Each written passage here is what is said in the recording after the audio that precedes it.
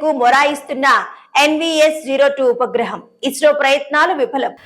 జనవరి 29న శ్రీహరికోట నుంచి NVS-02 ఉపగ్రహ ప్రయోగం. ప్రస్తుతం దీర్ఘవృత్తాకార కక్షలో పరిభ్రమిస్తున్న శాటిలైట్.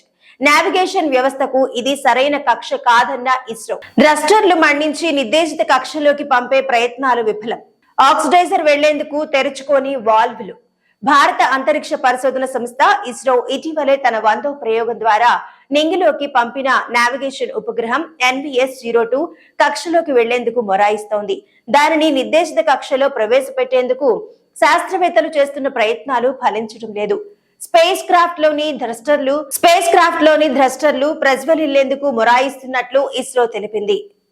భారత్ సొంత నావిగేషన్ వ్యవస్థకు ఎంతో కీలకమైన NVS-02 ఉపగ్రహాన్ని జనవరి 29న BSLV MK2 రాకెట్ ద్వారా నింగిలోకి పంపారు. నెల్లూరు జిల్లాలోని శ్రీహరికోట నుంచి ఈ ప్రయోగం జరిగింది. ఇప్పుడు ఈ ఉపగ్రహాన్ని నిర్దేశిత కక్షలో ప్రవేశపెట్టే చర్యలు చేపట్టగా విఫలమయ్యాయి.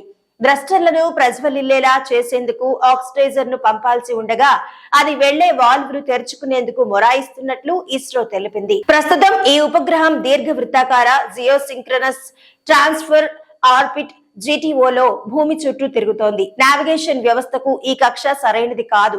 ఉపగ్రహం బాగానే పనిచేస్తోందని, కాకపోతే అది దీర్ఘవృత్తాకార కక్షలో పరిభ్రమిస్తోందని ఇస్రో పేర్కొంది.